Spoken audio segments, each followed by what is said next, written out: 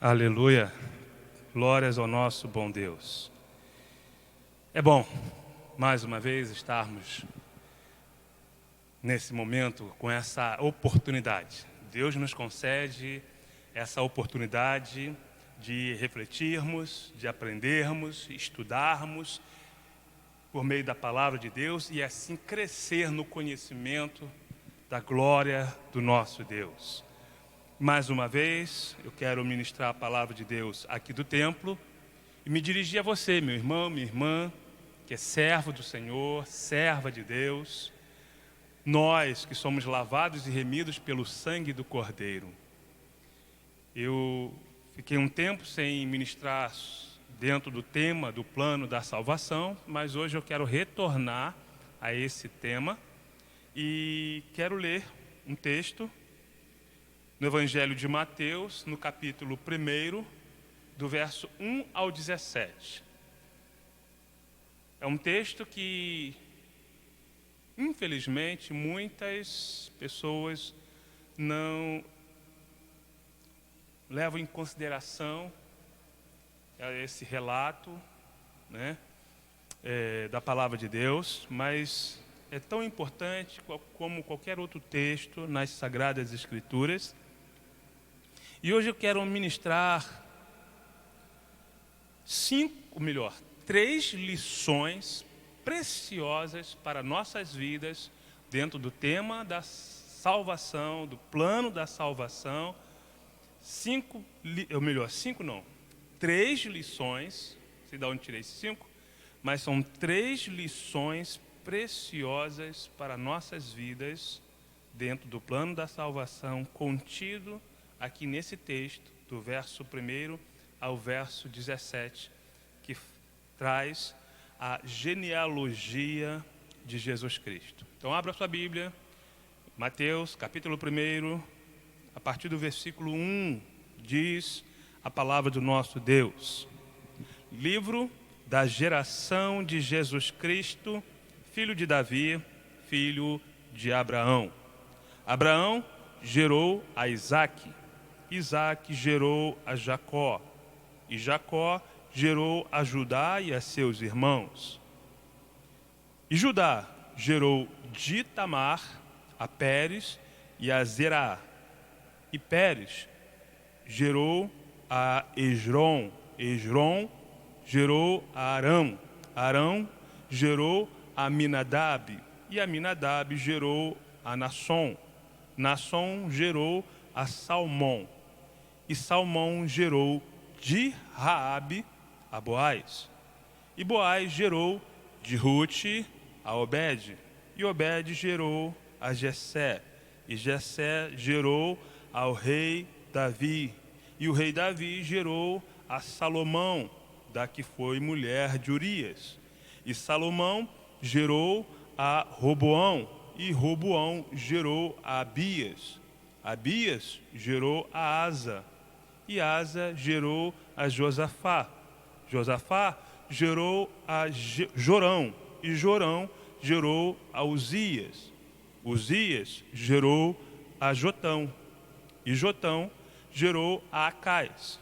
E Acais gerou a Ezequias. Ezequias gerou a Manassés. E Manassés gerou a Amon. Amon gerou a Josias. E Josias gerou a Jeconias e a seus irmãos na deportação para a Babilônia. E depois da deportação para a Babilônia, Jeconias gerou a Salatiel. E Salatiel gerou a Zorobabel. Zorobabel gerou a Abiúde. E Abiúde gerou a Eliaquim. Eliaquim gerou a Azor.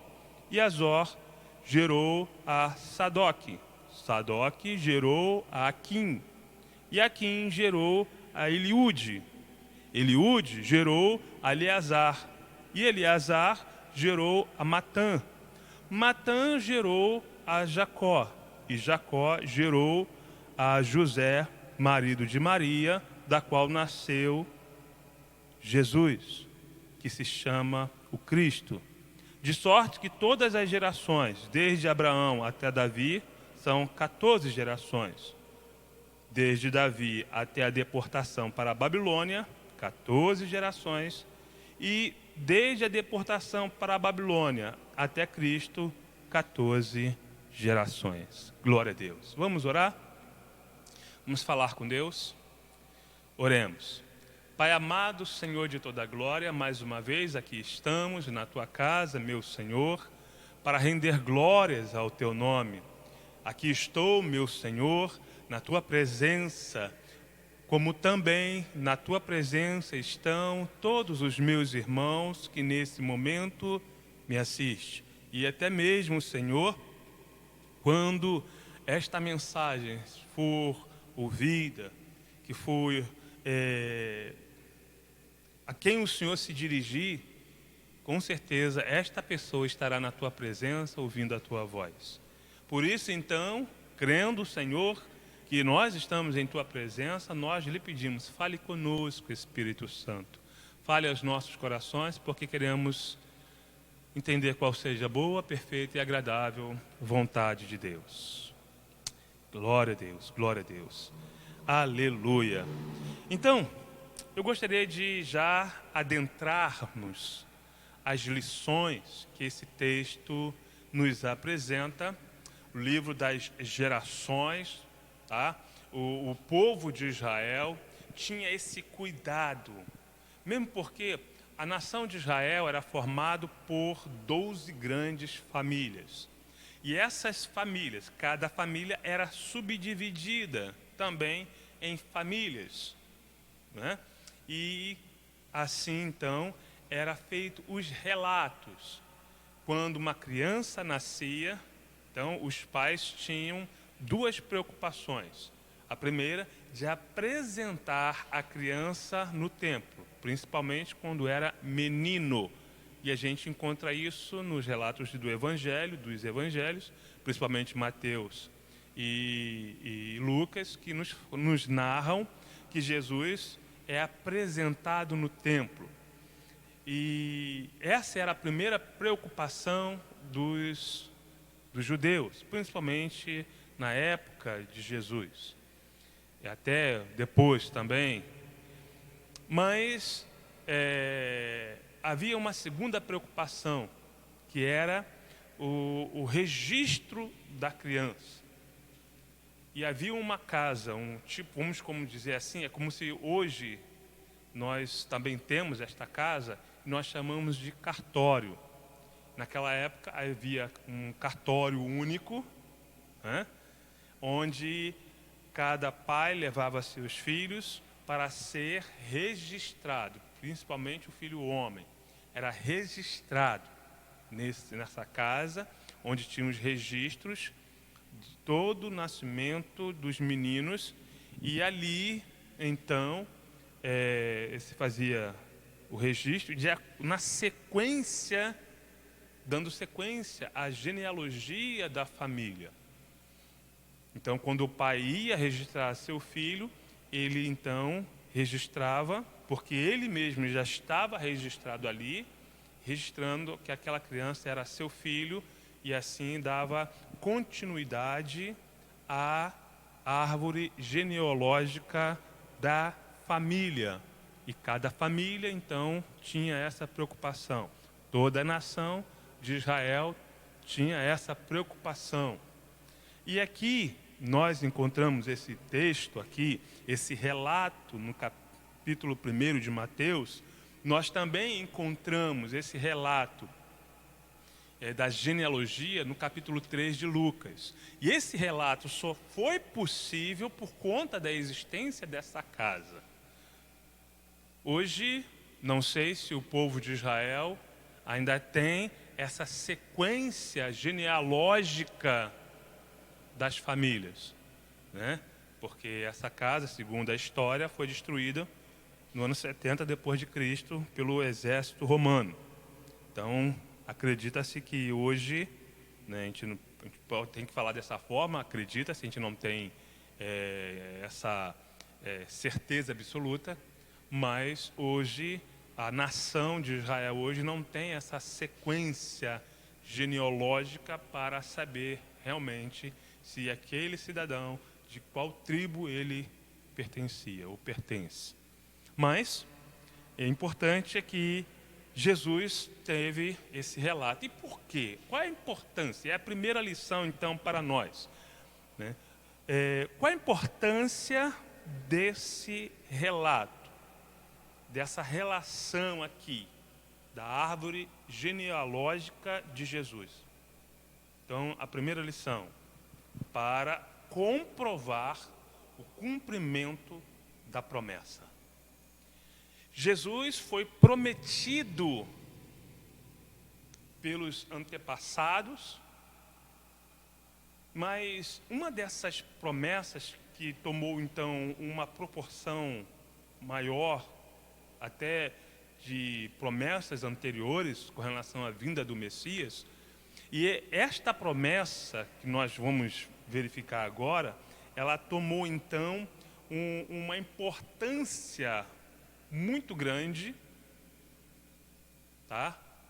Dentro esse tema da vinda do Messias, essa promessa não foi a primeira, mas se tornou a mais importante. Daí você entende o porquê que Jesus algumas vezes era chamado Jesus, filho de Davi. Esta promessa que Deus deu a Davi, ela se tornou talvez uma das mais importantes.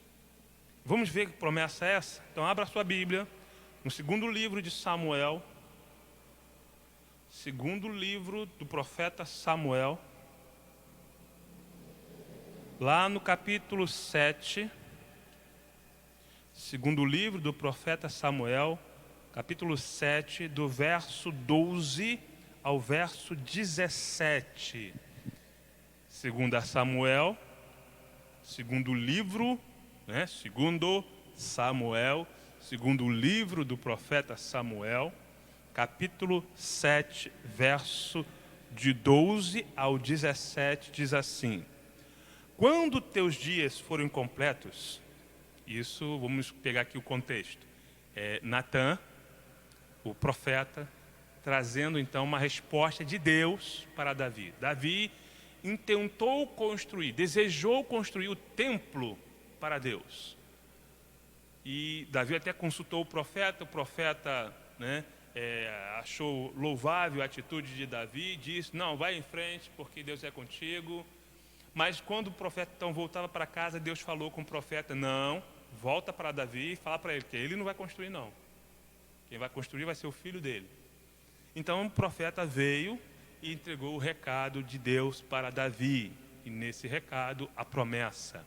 E diz assim, no versículo 12, palavras do profeta Natã: quando teus dias forem completos e vieres a dormir com teus pais, então farei levantar depois de ti a tua semente, que procederá de ti, e estabelecerei o seu reino.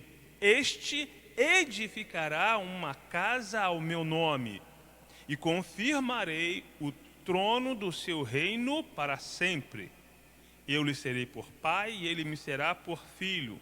E se vier a transgredir, castigá-lo-ei com vara de homem e com açoite de filhos de homem. Mas a minha benignidade, se não se apartará dele, como a tirei de Saul, a quem tirei diante de ti. Porém, a tua casa e o teu reino serão firmados para sempre diante de ti. Teu trono se firmará para sempre. Conforme todas essas palavras e conforme toda esta visão, assim falou Natã a Davi. Glória a Deus, glória a Deus. Vamos aqui analisar esse texto? Primeiro, Deus diz que chegaria o tempo em que Davi iria partir e ser sepultado com seus pais. E que o filho dele então se levantaria. Deus levantaria o filho dele, e do filho dele, então Deus estabeleceria o seu trono, o seu reino. Sim, o trono de Salomão foi estabelecido por Deus. Salomão, filho de Davi. No entanto, quando diz aqui, este edificará uma casa ao meu nome. Sim, Salomão construiu uma casa ao nome do Senhor. E diz mais, verso 13, confirmarei o trono do seu reino para sempre. Aí eu pergunto, essa confirmação do trono de Salomão foi para sempre? Não. O trono de Salomão acabou. Mas o trono do descendente de Davi, Jesus Cristo, permanece para sempre. Outro detalhe, verso 14. Eu serei por pai, eu lhe serei por pai, e ele me será por filho.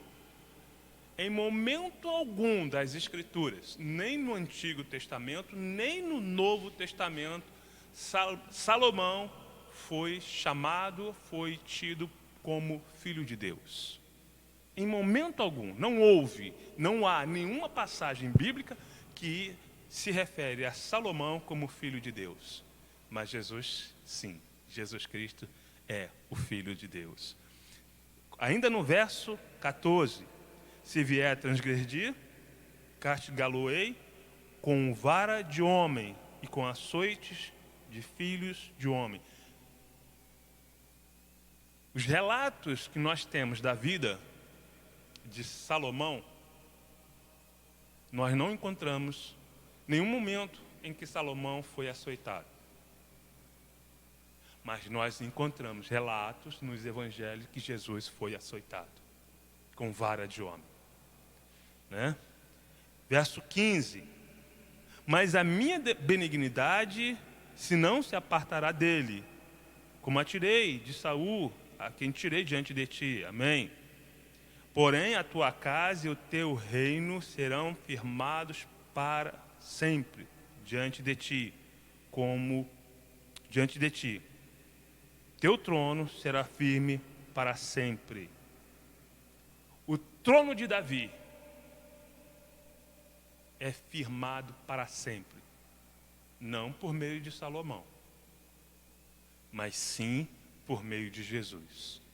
Jesus, então, o legítimo herdeiro ao trono de Davi, ele estabelecerá o trono de Davi para sempre.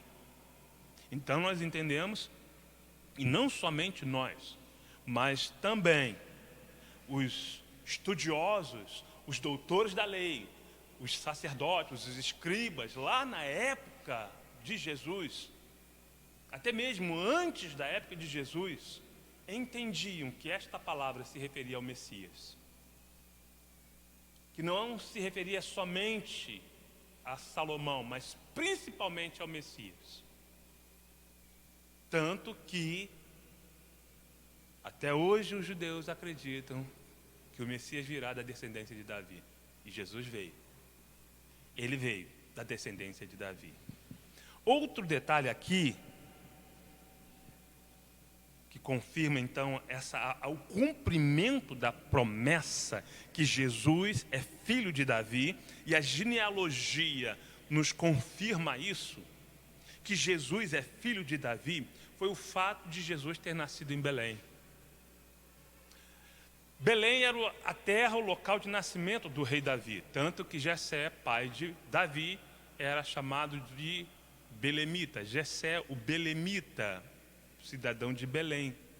Para confirmar que o Messias seria da linhagem de Davi, era necessário que ele nascesse em Belém. Mas vai além de confirmar a linhagem, vai muito mais além do que isso. O nascimento de Jesus em Belém não só prova que Jesus é descendente de Davi, mas como prova que Jesus é antes de Davi.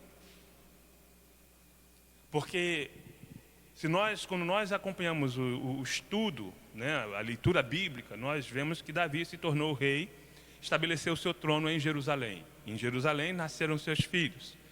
Em Jerusalém os filhos de Davi foram criados. Em Jerusalém Davi envelheceu e em Jerusalém Davi faleceu. Toda a vida, depois de Davi ter assumido o trono, a vida de Davi ficou sediada em Jerusalém. Então a descendência de Davi nasceu, permaneceu em Jerusalém. Os filhos, os netos e os reis que vieram na linhagem se estabeleceram em Jerusalém. Mas Jesus nasceria em Belém.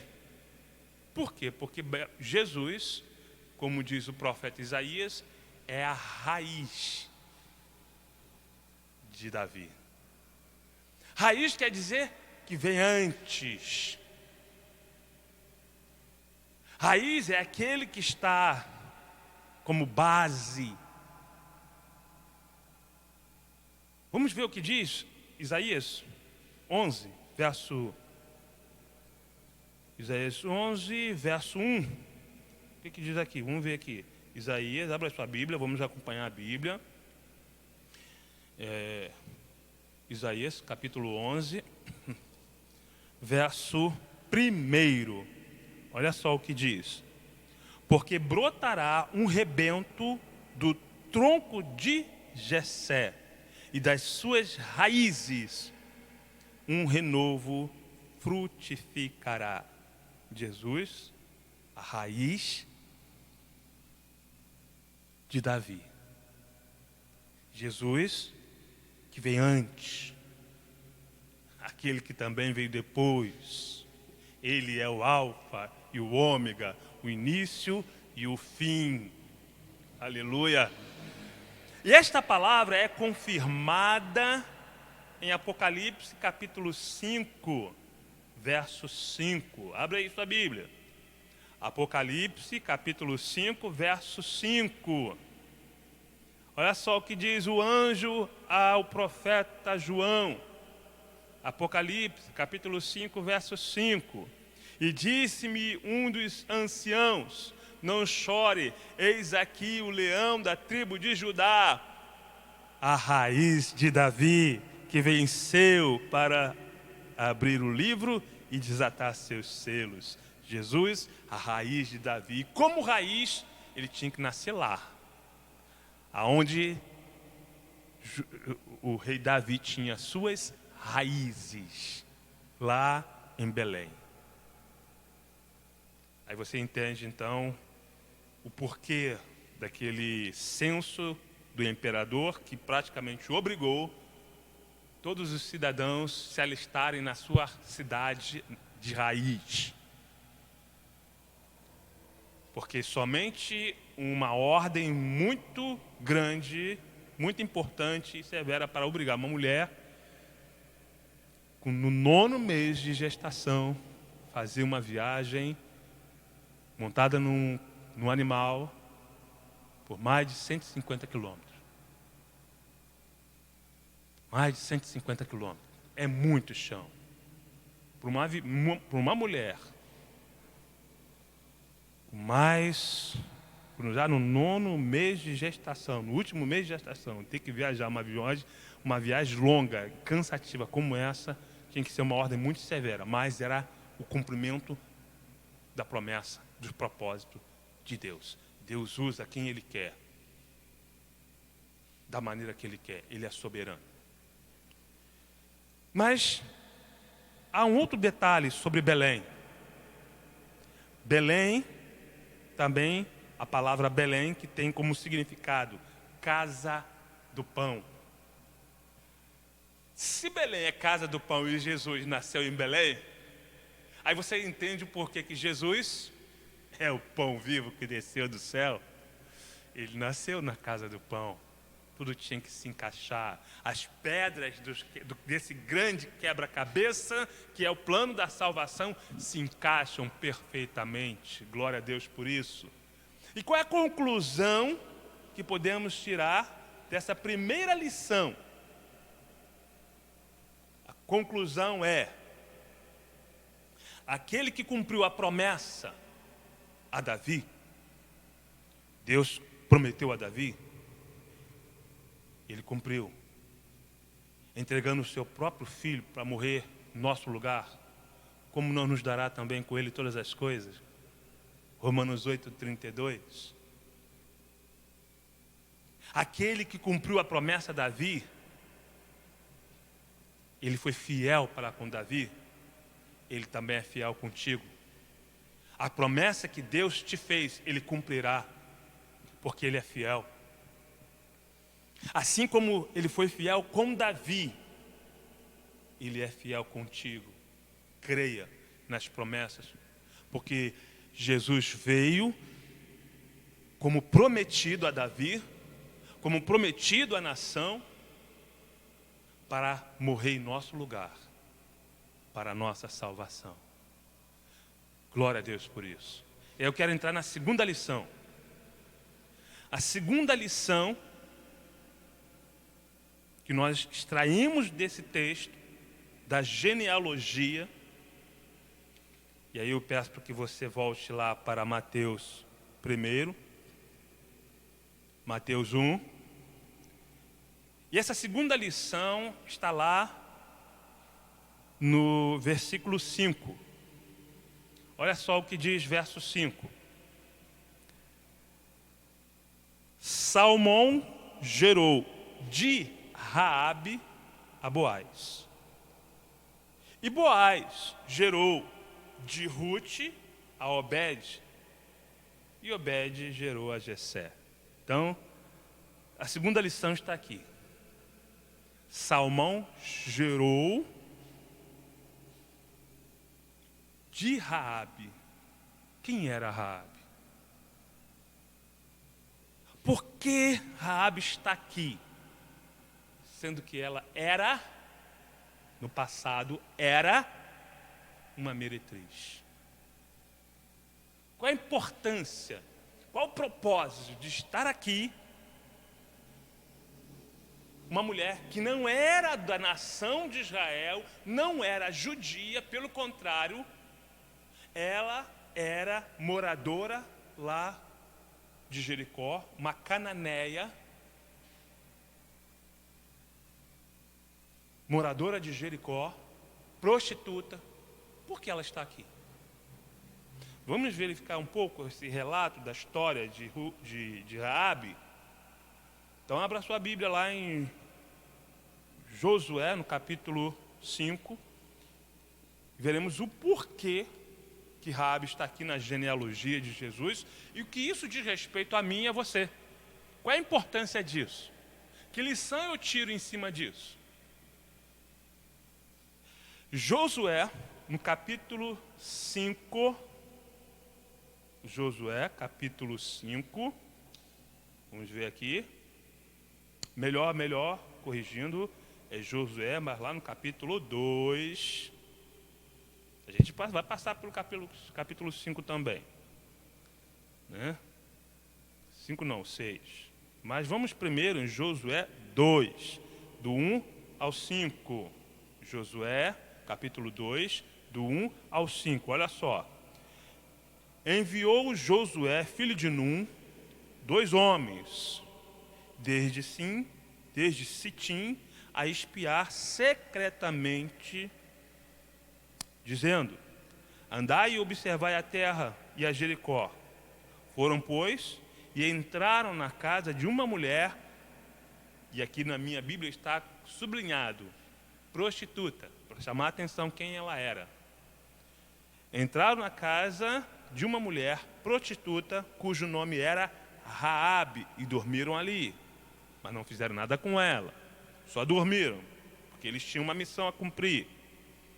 Então deu-se notícia ao rei de Jericó, dizendo: eis que esta noite vieram aqui alguns dos filhos de Israel para espiar a terra.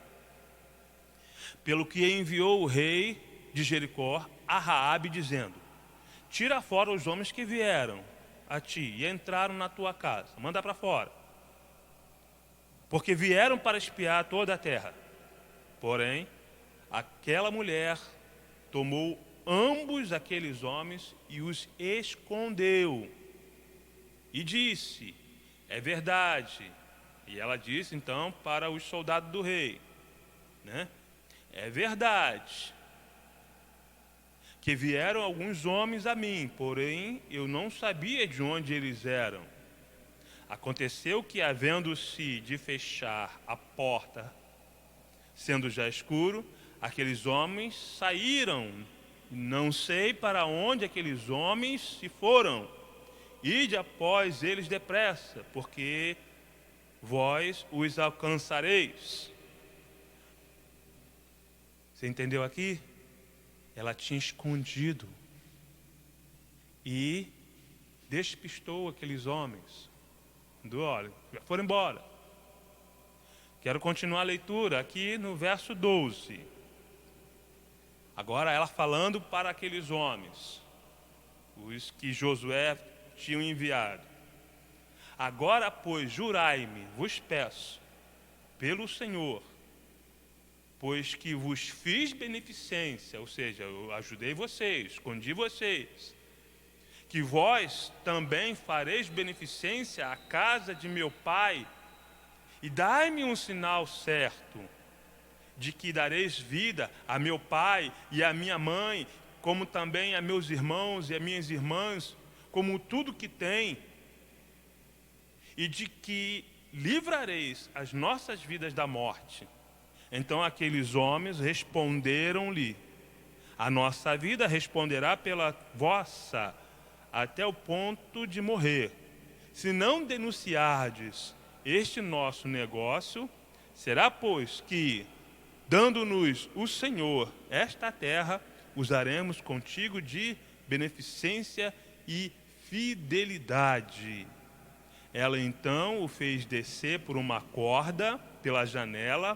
Portanto, a sua casa estava sobre o muro da cidade, e ela morava sobre o muro. Disse-lhes: ide-vos ao monte, para que porventura vos não encontrem os perseguidores, e escondei-vos lá 3 dias, até que voltem os perseguidores. Depois ide pelo vosso caminho. Disseram-lhe aqueles homens: desobrigados seremos deste teu juramento,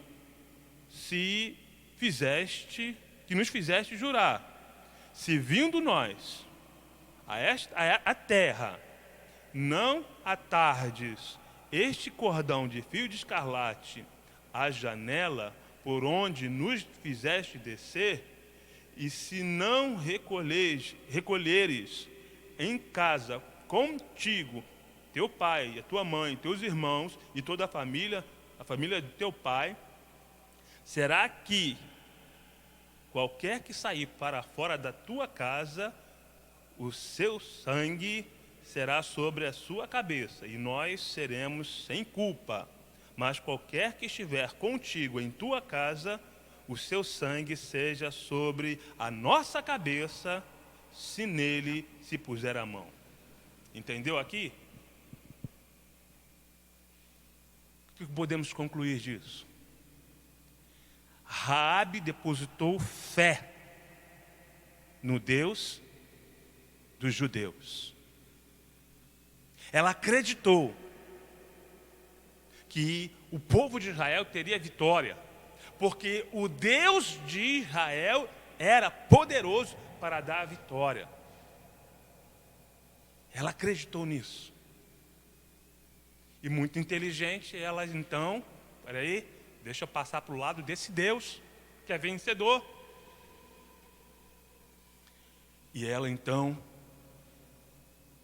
demonstrou uma fé muito grande no Deus dos judeus. Outra pessoa que nós encontramos aqui no relato da genealogia, no mesmo versículo, é Ruth, que traz praticamente o mesmo testemunho de fé, uma mulher estrangeira, assim como Raabe, mas que acreditou no Deus de Israel. Ruth, abra aí sua Bíblia no livro de Ruth. Ruth, no capítulo, deixa eu ver aqui, capítulo 1, Ruth, capítulo 1. Olha só o que diz, coisa linda. Ruth, capítulo 1, verso 12 e 13. Ruth, capítulo 1, verso 12 e 13, que diz: Tornai, filhas minhas, ide-vos embora, já que muito velha sou para ter marido, ainda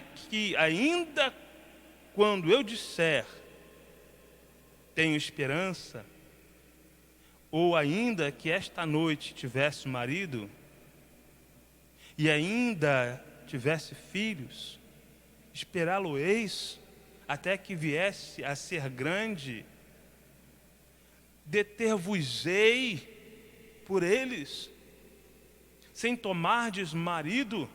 Não, filha minhas, mas que mais amargo é a mim do que a vós mesma, porquanto a mão do Senhor se descarregou sobre mim. Esse contexto, então, fala sobre o relacionamento de Noemi com as suas noras. Ruth, tá? Ruth, cadê o nome da outra?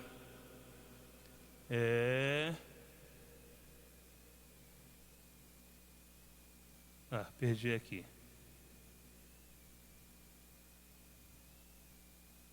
Orfa. Ruth e Orfa. Sendo que elas criaram uma amizade muito bonita com a sua sogra. Ruth tinha ido embora, saído da terra de Israel por conta da fome, por conta da seca, habitou na terra de Moabe. Quando ficou sabendo que a terra de Israel estava então, a situação estava normal, a terra estava produzindo, o povo estava tendo fartura, Ruth então volta para a terra dos seus antepassados. Sendo que ela havia perdido o marido e os seus 2 filhos. E ela, como também suas 2 noras, ficaram viúvas. Mas, ao voltar, Ruth então tenta despedi-las. Não, volte para a casa de seus pais. Eu já sou velha, não tenho como sustentar vocês.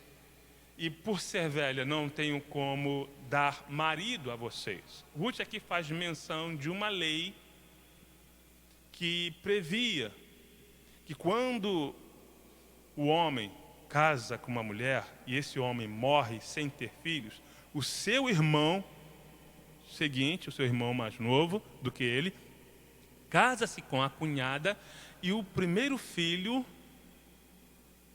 do cunhado recebe então o nome do irmão falecido para que esse filho siga a descendência do falecido. E Ruth fala: olha, mesmo que eu tenha filhos, até eles crescerem, vocês vão esperar ele crescer? Vocês vão ficar esperando estagnar a vida de vocês? Não, não é certo isso. Eu não tenho esperança de casar, muito menos de ter filho, porque já sou idosa. Mas Orfa decidiu ir embora então. Mas Ruth permaneceu com Noemi. E a fidelidade de Ruth foi tão grande com a sua sogra, que ela diz algo tão lindo, que nós então pegamos como que uma poesia para nós. No verso 16 e 17 diz assim: disse, porém, Ruth: não me inste para que te deixe, nem me afaste de ti, porque onde quer que tu fores, irei eu. Onde quer que pousares à noite, ali pousarei eu. O teu povo é o meu povo, o teu Deus é o meu Deus. Onde quer que morreres, morrerei eu ali. Morrerei eu, e ali serei sepultada. Me faça assim o Senhor outro tanto, se outra coisa que não me seja a morte me separar de ti. A fidelidade de Ruth era tão linda que chamou a atenção até do povo de Israel. E olha só então o que o Boaz fala para Ruth: testificando isso, no capítulo 2, verso 1. E respondeu Boaz e disse-lhe: bem sabemos, contudo, quanto fizeste a tua sogra, depois da morte do teu marido, e deixaste a teu pai, a tua mãe, a terra de onde nasceste, e viesse a um povo que dantes não conhecesse. O Senhor galardoe o teu feito, e seja cumprido o teu galardão do Senhor, Deus de Israel, sob cujas asas vieste abrigar. Olha, que Deus te abençoe. Em outras palavras, Boaz falando para ela, que Deus te abençoe, Ruth, porque você deixou a tua terra, teus pais, tua família para ficar com a tua sogra, e você veio se abrigar debaixo das asas do Deus de Israel. Aleluia. Olha que lição preciosa para mim e para você. Mostrando então que aquelas atitudes, a fé dessas duas mulheres, que eram estrangeiras, gentias, porque os judeus classificam os habitantes da terra de duas formas: quem é judeu e quem não é judeu.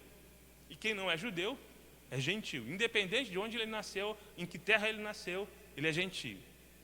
E aqui nós encontramos relato de duas mulheres que não eram judias, que não pertenciam ao povo de Deus, mas que veio buscar abrigo debaixo da proteção do Altíssimo.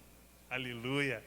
Veio buscar abrigo. Eu vou para lá porque o Deus de Israel pode me proteger. O Deus de Israel pode me salvar. O Deus de Israel pode me sustentar. Pela fé elas foram salvas. Aí eu posso imaginar Jesus falando para elas: aquietai-vos, a tua fé te salvou. Glória a Deus. E por isso elas estão na genealogia, para mostrar que nós, gentios, pela fé, seremos salvos. Coisa linda, né? Terceira e última lição que a palavra de Deus nos traz. E como conclusão da primeira lição é essa: que pela fé nós somos salvos. Que Deus se agrada da nossa fé, mesmo não sendo povo, não sendo judeus, mas somos crente como o crente Abraão, que agradou a Deus pela fé. Nós também agradamos a Deus pela fé e somos salvos pela fé. Entenda isso. Terceira e última lição: Deus é poderoso para transformar maldição em bênção. É isso. Deus é poderoso para transformar maldição em bênção. Voltando lá para Mateus, capítulo 1.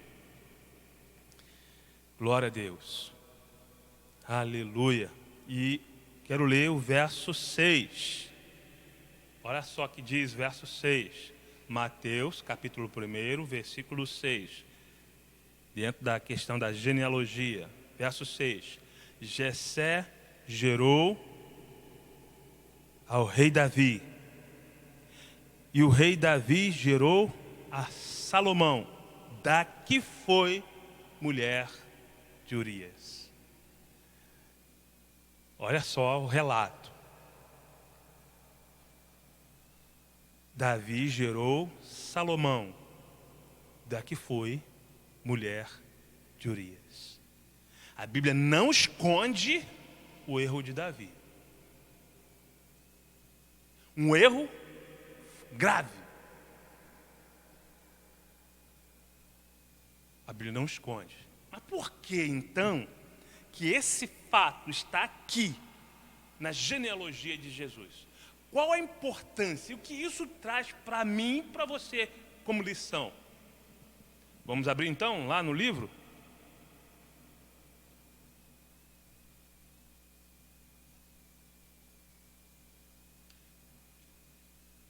Glória a Deus. Glória a Deus.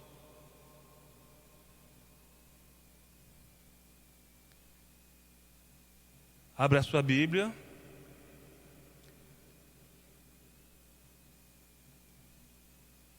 Terceira lição.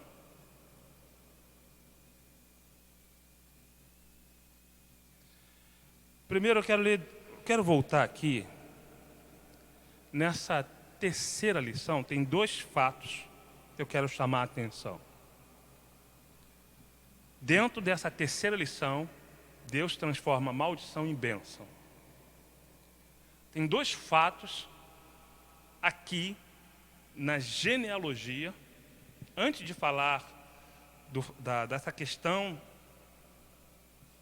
do adultério de Davi e da morte de Urias, há um outro fato aqui na genealogia que eu quero chamar a atenção, no verso 3. Verso 3. Na questão da genealogia, tem dois fatos que mostram que Deus transformou maldição em bênção por conta do arrependimento do pecado. Por conta de um conserto com Deus. Deus transforma maldição em bênção. É a lição que podemos extrair aqui na questão da genealogia. Primeiro no versículo 3 e depois no versículo 6. No verso 3 diz o seguinte, verso 3. E Judá gerou de Tamar a Pérez e a Zerá. E Pérez gerou Esrom e Esrom gerou Arão. Judá gerou de Tamar a Pérez. Quem era Tamar? Judá, você sabe que era um dos filhos de Jacó. Judá, da onde veio então toda a linhagem de Jesus. Jesus, descendente de Judá, como diz as Escrituras, da tribo de Judá, do clã da família de Judá. Mas Judá, então, gerou a Pérez. Mas Pérez, filho também de uma mulher chamada Tamar. Quem era essa mulher? Para que você entenda que Deus transforma maldição em bênção. Quem era essa mulher? Eu quero ler aqui alguns textos. Estou com duas Bíblias aqui, tá? Mas eu quero ler com relação a essa questão de Tamar na Bíblia NVI. Na NVI. E eu quero ler do verso, lá no capítulo 38. Gênesis, capítulo 38. Olha só que coisa linda, para mim e para você. Gênesis, capítulo 38. A partir do verso 1 ao 11. Vamos ler aqui alguns versículos. Do 1 ao 11, primeiro. Por esta época, Judá deixou seus irmãos e passou a viver na casa de um homem de Adulão, chamado Hira. Ali Judá encontrou a filha de um cananeu chamado Sua. E casou-se com ela. Ele a possuiu, ela engravidou e deu à luz a um filho, o qual ele deu o nome de Er. Vai sublinhando aí os três nomes do filho de Judá, tá? Primeiro filho, Er. Uma mulher, filha de Suá.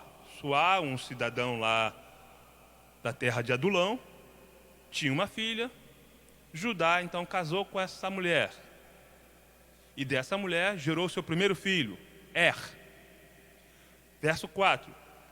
Tornou a engravidar e teve um filho, e deu-lhe o nome de Onã. Segundo filho, Onã. Quando estava em Quezibe, ela teve outro filho ainda, e chamou o nome Selá. 3 filhos, Er, Onã, Selá. Selá era o mais novo, o caçula. Vamos ler. Judá escolheu uma mulher chamada Tamar, olha aí a Tamar, para Er, seu filho mais velho. Então Tamar era esposa de Er, nora de Tamar. Lembra que na genealogia Judá gerou Pérez de Tamar? Mas Tamar era nora de Judá, esposa do filho mais velho, chamado Er. Vamos entender aqui a questão, a narrativa. Vamos entender o desenrolar dos fatos. Vamos entender isso. Verso 7. Mas o Senhor reprovou a conduta perversa de Er, filho mais velho de Judá. Por isso o matou. Talvez aqui uma doença, e ele então morreu. Então Judá disse a Onã, seu segundo filho: case-se com a mulher do seu irmão, cumpra as suas obrigações de cunhado, para que ela dê uma descendência a seu irmão. Mas Onã sabia que a descendência não seria sua. Assim, toda vez que possuía a mulher do seu irmão, derramava o sêmen no chão para evitar que seu irmão tivesse descendência. Você entendeu aqui? Lembra de Noemi, que ela tinha falado para Orfa, para Ruth: olha, mesmo que eu tenha filho, vocês vão esperar ele crescer para casar com vocês? Como disse, Noemi estava falando de uma lei em que o filho mais novo casa com a cunhada para dar descendência ao irmão mais velho que morreu. Judá estava requerendo isso de Onã: olha, teu irmão morreu sem deixar filho, case com a mulher do seu irmão, o primeiro filho que nascer será dele. Era só o primeiro filho que receberia o nome do falecido. O segundo filho já seria de Onã. Mas Onã não quis dar descendência ao seu irmão que faleceu. Então, toda vez que ele deitava com a mulher, ele jogava fora o sêmen. Você entendeu aqui, né? Isso desagradou o Senhor. E Deus então, o que fez? Matou também Onã. Deu uma doença e Onã também morreu. Desculpa. Verso 10. O Senhor reprovou o que ele fazia e com isso o matou também. Verso 11. E disse então Judá à sua nora, Tamar: more como viúva, preste atenção, more como viúva na casa de seu pai, até que o meu filho Selá, que era um garoto, cresça, porque temia ele que viesse a morrer, como os seus irmãos. Assim Tamar foi morar na casa de seu pai. Preste atenção aqui, esse versículo aqui, 11, é o versículo chave para a gente entender essa questão. O segundo filho de Judá morreu. Judá então ficou preocupado: vai que meu terceiro filho morre também. Mas Judá estava preocupado colocando a culpa em Tamar. Ele colocou a culpa em Tamar. Pela lei, já que o segundo também morreu sem deixar filho, o terceiro filho tinha que cumprir a obrigação de cunhado. E Judá ficou preocupado: já que vai que meu filho morre também. Colocando a culpa em Tamar. O que ele fez? Tamar, vai morar com teu pai como viúva. Ou seja, se guarda até que meu filho cresça. Esse era o voto. E ela foi, esperando, acreditando na promessa de Judá. Quando o garoto crescer, você dá a ele como esposa. Então, ela foi para a casa do pai e ficou lá morando como viúva. Tinha um voto de viuvez. Tinha que esperar até que o filho o caçula, crescesse. Verso 12. Verso 12. Tempos depois, morreu a mulher de Judá, Suá, filha de Suá. Passando luto, Judá foi ver os tosqueadores do seu rebanho em Tina com seu amigo Ira, o adulamita. Quando foi dito a Tamar: seu sogro está a caminho de Tina. Olha, está aqui perto o seu sogro, para tosquear as ovelhas. ela trocou suas vestes de viuvez, porque ela tinha uma obrigação de viuvez e ela estava se guardando, cobriu-se com um véu para se disfarçar e foi assentar-se à entrada de Enaim, que fica ao caminho de Tina. Ela fez isso porque viu que, embora Selá já fosse crescido, ela não lhe tinha sido dada em casamento. Ou seja, a promessa que Judá fez, quando o garoto crescesse, ia casar com Tamar, Judá não cumpriu. Por quê? Porque Judá tinha medo do garoto morrer também, colocando a culpa na pobre Tamar. Olha aí. Quando Judá viu ela sentada perto na praça, porque ela tirou as vestes, se disfarçou, foi lá na praça, no caminho. Quando Judá viu, pensou que fosse uma prostituta, porque ela se havia coberto o rosto. Não sabendo que era sua nora, ele não sabia que era sua nora, dirigiu-se a ela à beira da estrada e disse: venha cá, quero deitar com você. E ela o perguntou: o que você me dará para deitar-se comigo? E ele disse: eu lhe mandarei um cabritinho do meu rebanho. E ela perguntou: você me deixará alguma coisa como garantia até que o mande? Disse Judá: que garantia devo lhe dar? Ela respondeu: o selo com o cordão e o teu cajado, que está na tua mão. Ele entregou, possuiu a Tamar e engravidou dele. Entende aqui? Agora vamos lá para... Cadê aqui? No verso 24. Vamos continuar aqui, vamos fechar esse enredo aqui. 24. Cerca de 3 meses mais tarde, disseram a Judá: sua nora Tamar prostituiu-se e a sua prostituição ficou, e na sua prostituição ficou grávida. Disse Tamar: tragam-na para fora e queimem-na viva. Olha só o castigo que ele queria dar à mulher. Ela está grávida, que se prostituiu?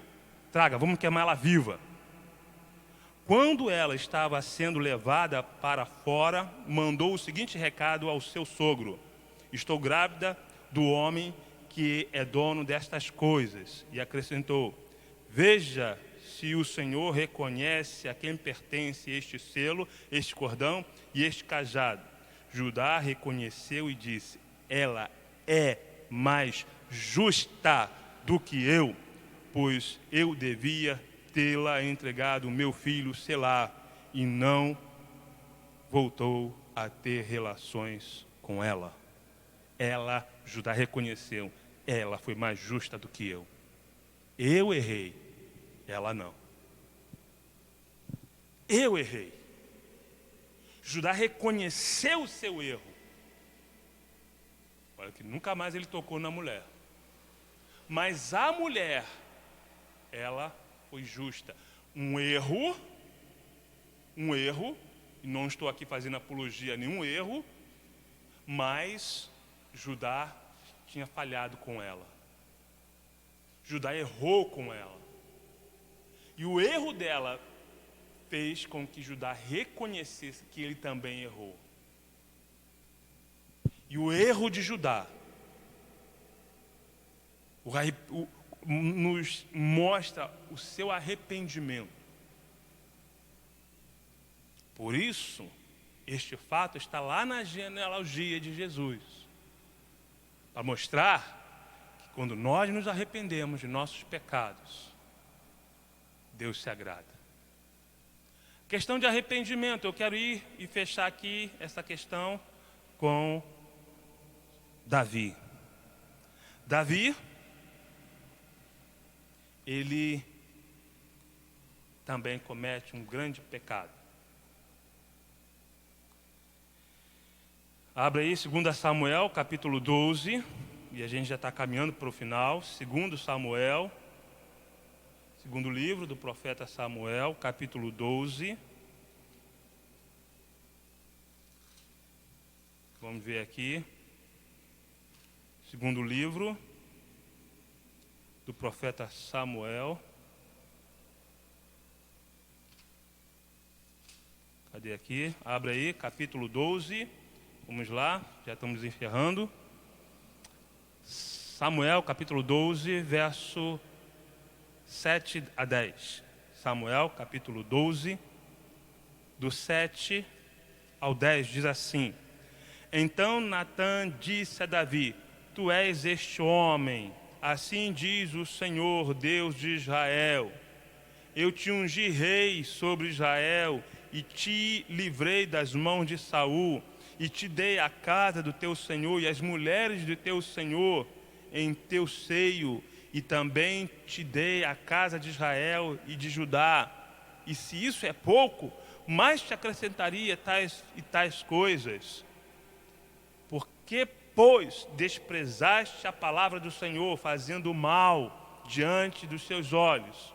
A Urias, o heteu, a feriste a espadas, e a sua mulher tomaste por mulher, e a ele mataste com a espada dos filhos de Amon. Agora, pois, não se apartará a espada jamais da tua casa, porquanto me desprezaste, tomando a mulher de Urias, o heteu, para que te seja por mulher. Olha aí, pecado de Davi. Davi, ele deseja a mulher do seu próximo, comete adultério com ela, ela engravida. Para esconder o fato, Davi tentou até fazer, chamou Urias da guerra, mandou ele para casa, porque qualquer coisinha o filho seria dele, mas Urias era um homem fiel, tinha compromisso com o seu trabalho, não quis. Vou ficar aqui no palácio, tomar conta aqui, que era para mim estar lá na guerra, mas tudo bem, eu estou aqui, vou cumprir minha missão. Mas Davi, então, para se livrar de Urias, mandou ele de volta para a guerra, para a frente de batalha, na batalha mais difícil, para que ele morresse ali. Davi cometeu adultério e cometeu homicídio. Por que está lá na genealogia? Vamos ver aqui, verso 13. Então disse Davi a Natã: pequei contra o Senhor. E disse Natã a Davi: também o Senhor transpassou o teu pecado, não morrerás. Ou seja, o teu pecado foi transpassado. Isso me lembra o seguinte, que o meu pecado também foi transpassado. O teu pecado também foi transpassado. Sim, porque o meu pecado, o teu pecado estava sobre Jesus e Jesus foi transpassado por conta dos nossos pecados. Entende o que Natã disse para Davi? O teu pecado foi transpassado, você não vai morrer, porque tu era digno de morte. Mas o teu pecado foi transpassado, assim como o meu pecado e o teu pecado também foi transpassado por meio de Jesus Cristo. Entenda isso. Por que está na genealogia? Para nos mostrar que os nossos pecados serão transpassados por Jesus Cristo. E foi transpassados por Jesus Cristo, nos trazendo o perdão dos nossos pecados. E não morreremos. Paulo escreve que o salário do pecado é a morte, mas o dom gratuito de Deus é a vida eterna em Cristo Jesus. Entende por quê? E é lindo isso, porque Davi então ele relata o seu arrependimento no Salmos 51. Seu arrependimento. Eu louvo a Deus. E eu queria fechar com a leitura dos Salmos. Salmo 51, Glória a Deus. Salmo 51, do verso 10 ao 12, diz assim. Salmo 51, do verso 10 ao 12. Cria em mim, ó Deus, um coração puro. Renova em mim um espírito reto. Não me lances fora da tua presença e não retires de mim o teu Espírito Santo. Torna a dar-me a alegria da tua salvação e sustém-me com um espírito voluntário. Aleluia. Oh, glória a Deus. Louvado seja o teu nome, Jesus. Obrigado, Senhor, por essas lições preciosas contidas na genealogia. Que a genealogia, irmãos, nos faz entender que Jesus é o cumprimento da promessa. A genealogia nos faz entender que na raiz, na descendência de Jesus, nós encontramos duas mulheres que não pertenciam ao povo de Deus, mas que pela fé alcançaram a promessa, se converteram pela fé ao Deus de Israel. E na genealogia nós encontramos que Deus perdoa os pecados. Deus perdoa os nossos pecados. Olha aí, o plano da salvação na genealogia. Coisa linda, né? Espero que Deus tenha falado ao teu coração. Espero que Deus tenha bradado, fortificado a tua fé, para que você possa continuar crendo, pela fé, crendo no Deus de Abraão, crendo que Deus cumpriu suas promessas, trazendo Jesus como prometido. E se Deus cumpriu as promessas com a vinda de Jesus, Jesus cumpriu todas as promessas a respeito dele no Antigo Testamento. E se Deus não irá cumprir as promessas que ele fez? Esse Deus que pela fé salvou duas mulheres, Deus pode nos salvar pela fé. Pela fé podemos vencer as dificuldades. Pela fé somos vitoriosos do mundo. Sim, pela fé. Pela fé Deus perdoa os nossos pecados. Ele transpassa os nossos pecados. Os nossos pecados foram transpassados com Jesus Cristo na cruz do Calvário. Creia.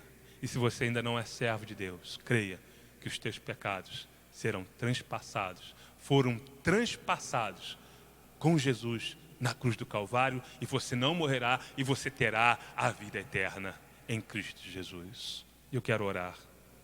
Pai Celestial, muito obrigado por esse momento precioso, onde podemos aprender na Tua Palavra, e o Senhor fala conosco de uma forma maravilhosa. Muito obrigado, Senhor. Nos dê, Senhor, uma semana abençoada. Pai, abençoe Teu povo, abençoe cada família, cada lar, Senhor, da Igreja Batista Independente Ebenezer, cada família, cada lar dos Teus servos espalhados, Senhor, em todo o estado do Rio de Janeiro, neste país chamado Brasil. Todo o Teu povo espalhado pela face da terra seja abençoado por Ti, Senhor. Nos guarda e nos livre de todo o mal. Em nome de Jesus nós oramos. Amém, Senhor. Amém, Jesus. Glória a Deus. Glória a Deus. Que o amor de Deus, a graça de nosso Senhor e Salvador Jesus Cristo e as doces consolações do Santo Espírito de Deus estejam com todos que em casa assistem essa mensagem, estão guardados pela potente mão de Deus, com todo o povo de Deus espalhado pela face da terra, hoje e para todos sempre. Amém. Amém. Que Deus te abençoe, meu irmão. Que Deus te abençoe, minha irmã. Glória a Deus. Glória a Deus.